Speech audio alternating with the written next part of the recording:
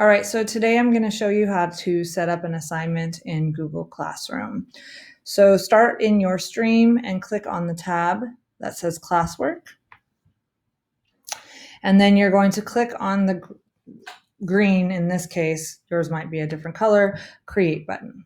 Okay, now we have different options for assignments that we can post to our stream for our classes. So we can create a straight assignment, which I'm going to show you in detail in a moment. So I'm not going to talk too much about it, but it is a graded task for your students. You can create a quiz assignment, which is a graded quiz that you can create. So if I click on quiz assignment, just for sake of example, either I have the option of creating the quiz right here, or I can get rid of that. And if I already have a quiz that I've created in the past, which is how I usually set up my work, is I create the document first and then come in and create the assignment. If I click on Add and then go to my Drive, and then scroll down to a quiz or a form that I've given the students in the past, because it does need to be in Google Forms. Okay, so I can show it up here. You can see that the grade importing will show up. Now the grade importing is going to be for Google Classroom only. If you have your Google Classroom connected to a grading system like School Loop, it will not import the grades into School Loop. You still need to go back and do that piece on your own. You can lock it on Chromebooks. Right now, because we are teaching remotely, this is an option I would avoid because not all students are working off of Chromebooks. This is something more for when you're in the classroom and you're giving a class test at the same time for all of your students. If you lock it, then they can't go to any other website to try and find the answers. So it does come with its own glitches, but when I'm in a classroom, a full classroom with all students taking the test at the same time, then I will lock it. And then that's kind of it in terms of the grading, the quiz assignment option. Everything else is the same. So when I show you what the assignment, how to create an assignment, it's going to be similar to creating a quiz assignment. A question would be a question that you pose to your class where they will answer the questions within the assignment posting on your stream. If you have material that you want to share with your students, so these are ungraded resources that don't require any action by them unless you have your comments turned on and want them to comment on something.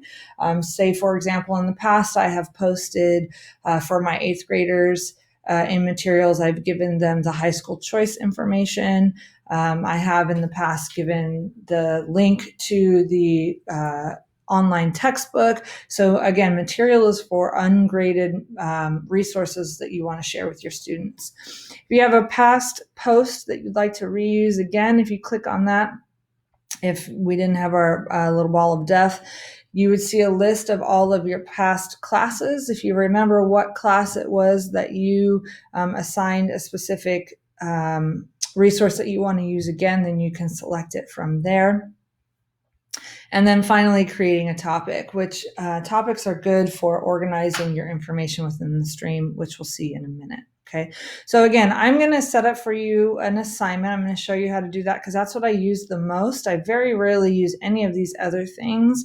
You can create a topic within an assignment if you don't have one that would fit already.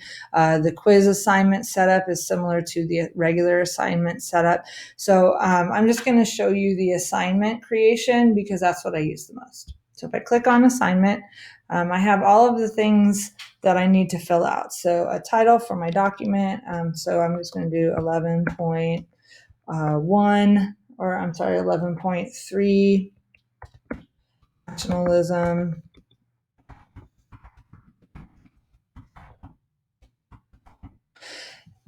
So now for the instructions, I very rarely give very much information during the instructions, just like a one-liner of what they're going to be expected to learn, because oftentimes students aren't actually paying attention to this.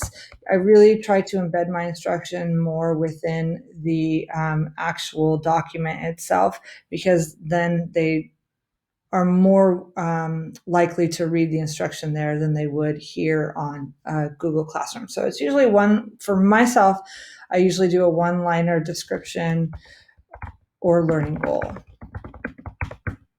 Okay, now here's where I start to add resources. So again, I don't ever really, to make it easy for myself, create an assignment until I've already got the documents that I want to use. I very rarely have the students create their own document from the assignment, because oftentimes I'll get a mishmash of stuff and I want things to look a certain way. So I often give them a template document that they use for their whatever the task might be. So my add button is where I'm going to add that document. So I'm going to go to my Google Drive. I have my 11.3 here, and then here are my different options. So if I want my students to only be able to view it, there are very rare times where I want them to make a copy of the document rather than one for each student. So the student's view file, meaning they can't do anything except view it. They can edit it, which is a feature that you really want to use if you have your whole class working on the same document at the same time, or maybe small group working on the same document at the same time, and then make a copy for each student. This is the one I end up using most frequently because, like I said, oftentimes I'm just giving them a template that I want them to use for gathering their information. Now, over on the left here, the right-hand side here are some options for who is going to see this activity. So you have the option to, so you can see that I have 3 8th grade classes, and this is an 8th grade assignment. So I can give this to all of my 8th grade classes if I choose. Now, the only difference is if I do that, I can't select which students can view this document. So when would I use that option? I've got an example here. If you look at my list for these assignments, it's an 8th grade class, but you can see that some of them are in Spanish. So this class does have some ESL learners. So for this assignment, you can see I've only assigned it to 5 kids total. So 3 that have already turned it in, and then 2 that haven't finished it yet. So these are my 5 English only learners. So if I have the ability to give them an assignment in Spanish, then when I am creating a new assignment for everyone, this will give me a drop-down menu. In fact, let me show it to you here. So if I were to click on this, view assignment, and then edit, you can see that all of my other students are unchecked, and only my English language learners that I want to see this document are able to see it. So they're the only ones that have check boxes selected. Okay. On the other hand, that same assignment in English. So here's that same assignment. If I view the instructions, you can see that my Spanish learners are unchecked, and only my English language learner or English language students are selected. So they're the only ones that see this. So although it makes my stream a little bit more crowded, it makes it easier for them.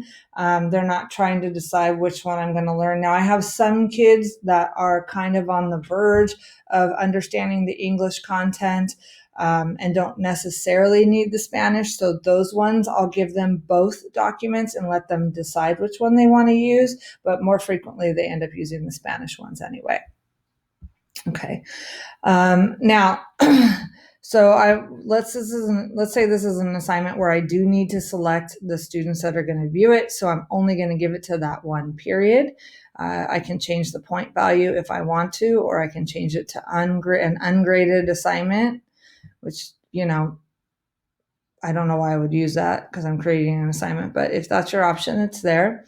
Now, if you are connected to a grading site like School Loop, you need to have a due date for the assignment. If you don't have a due date for the assignment, then it will not automatically import into that grading system. At least that's the way that School Loop works. So you do want to make sure that you've got a due date on it if you expect to have the assignment itself import into School Loop. Now, when you import it into School Loop, it's going to show you the title, it's going to show you the instructions, and it's going to show you all of the resources that you have added, all of the files.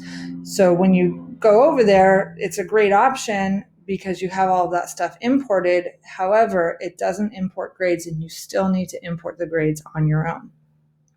Now here's the topic. If I don't have a topic that fits, then I can create one. If I have a rubric for this assignment, I can add it here. The only problem is that it uses Google Sheets, which I don't use for rubrics, so I very rarely use this resource. Now, Originality Reports. An Originality Report is for a Google Docs assignment. So I wouldn't be able to really use it for this one because this is Google Slides, but let me show you. For this assignment, I did, because it is a Google Doc assignment, I did create Originality Reports for it. And what the Originality Reports does is it scans the document that your students have turned in, the Google Doc only, and it looks for overlaps within the web.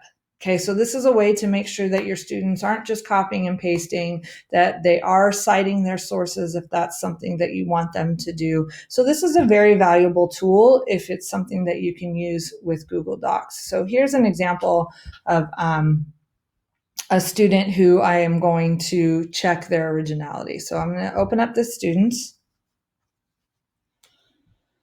Okay, and then you'll see under his name, I've got the check originality button.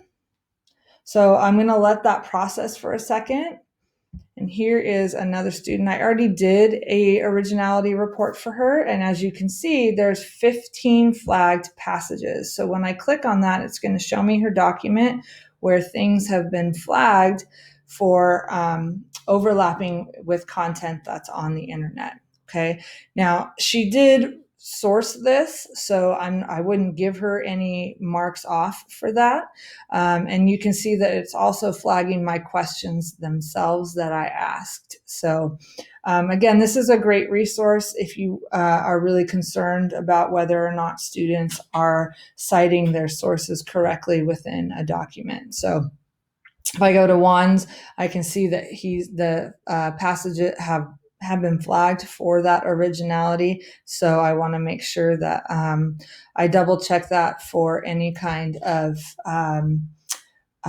plagiarism that my students might be doing.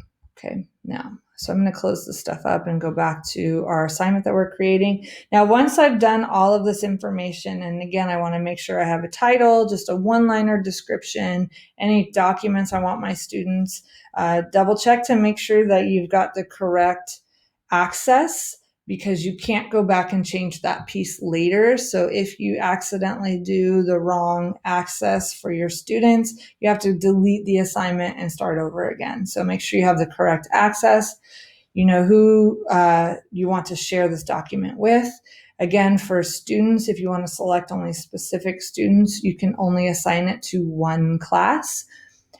Make sure that there's a due date if you want the assignment itself to import into a grading tool like School Loop. Create a topic because that's helpful for organization. And if you want them to, you want to check for plagiarism, then use the originality reports. So once you've done all of that, then you're ready to assign it. Now, if you're ready for it to show up in the stream immediately, then click assign. If you need to schedule it for another day, then you can schedule it. For a specific time. Like if I don't want them to get this until Monday, I can schedule it for Monday. If you want to kind of work on this, tweak it a little bit more, you can save it. And then if you don't want to use it at all, like I'm not going to need this, I'm going to go ahead and discard it. Okay. So now there's nothing here because I haven't created any documents yet.